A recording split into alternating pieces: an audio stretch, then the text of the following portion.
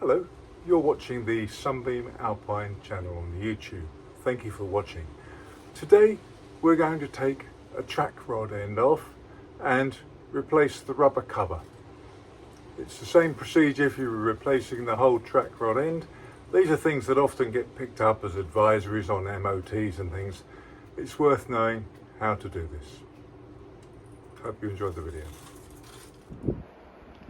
Before we start, we're chocking the rear wheels, and then we'll jack up the front and support the front of the car with axle stands.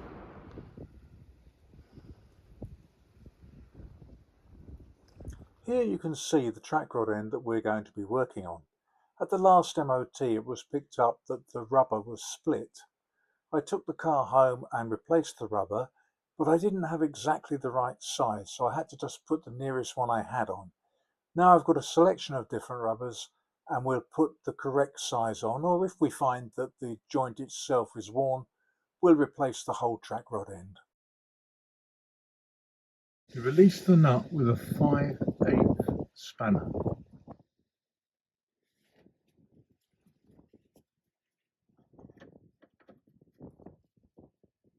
The tie rods will have one right hand threaded track rod end and one left hand threaded track rod end. Ideally these will be stamped to show what they are, or marked in paint as these ones are. I've loosened the lock nut here, which is right hand threaded on this one. It's marked up as such there, that's marked up as right hand. This one is marked as left hand. I've done that. We may not actually change that track rod end, but I've done it because it's easier if you've undone the lock nut while it's on the car, rather than trying to do it once it's disconnected here. Now sometimes this is a nylock nut up here, sometimes it's a castellated one. Either way, this one is now loose. I'm going to take it off completely, and then we'll use the joint splitter to get this dropped down from this arm. Okay, here we have the joint splitter on the bench. It's dead simple. Once you've got the jaws here located around the track rod end, as you tighten up the bolt here, it pushes down on this end, which breaks the taper and pushes the track rod end free. Dead simple and gentle, nothing gets broken. I've seen people hammering these and being very rough and aggressive. You don't need to do that. Nice and simple, nice and easy. These aren't expensive, well worth getting.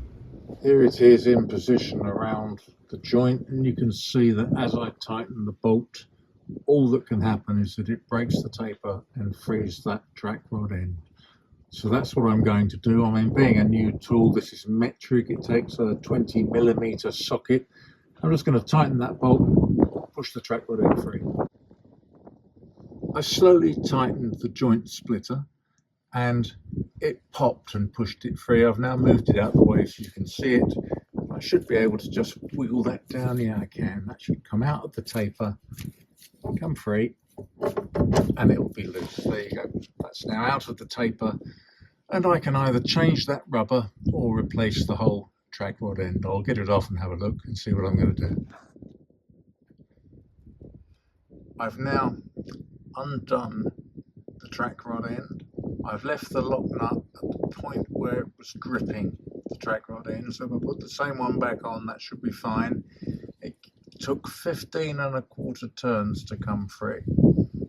Now if I change the track rod end, I'll put this one back on and get an accurate measurement of the distance between the centers, because sometimes track rod ends are of different sizes. So I want to make sure I don't mess my tracking up when I change this. I'm going to go to the bench now and see if I can just change the rubber seal on this one. Right, this is a replacement rubber cover that was put on before, but it's too large. This top opening is 14mm. It needs to be 11mm, so it's tight around this shaft to keep the water out. I'm going to take it off, I'm going to clean everything up and see how the actual track rod end is. Right, I'm hoping that you can see this on the video clearly. I've cleaned the excess grease off. Now, this is moving nice and freely. It's smooth, it's tight. It's when these are either really floppy or rusted solid, you really need to to change them. This one is fine. This will be good for another few thousand miles. So what I've got to do is find a nice rubber gasket that will fit over all of this, seal it tightly, keep all the grease in on that joint without letting any water and weather and stuff in. So I'm going to see what I can find in my box of rubber seals. Now I've done a test fit of a new rubber cover here. This is a 11 opening at the top, 28 at the bottom, and I've just put the ring around it to hold it in place.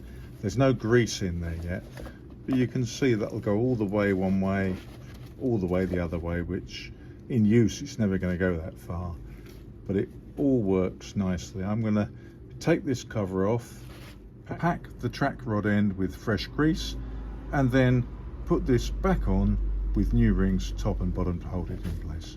And then I'm going to put this back on the car. I've worked all the fresh grease into the track rod end here, and now I'm going to put the cover on it to trap that grease in place. Okay, we've put new springs on it. It's packed with grease, ready to go again. Fully reconditioned track rod end. Going back on the car now. It's just literally like they say in the manuals, repeat of the dismantling process.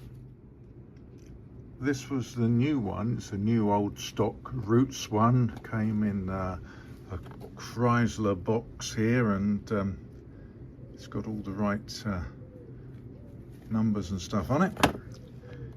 I won't have to use that because I've managed to recondition the original. But you can still get these. I picked them up on eBay, and you can see this one's got the castellated nut rather than a nylock nut. So if you use that type, you have to put a pin through there to hold the castle in place. That can go away on the shelf for another day.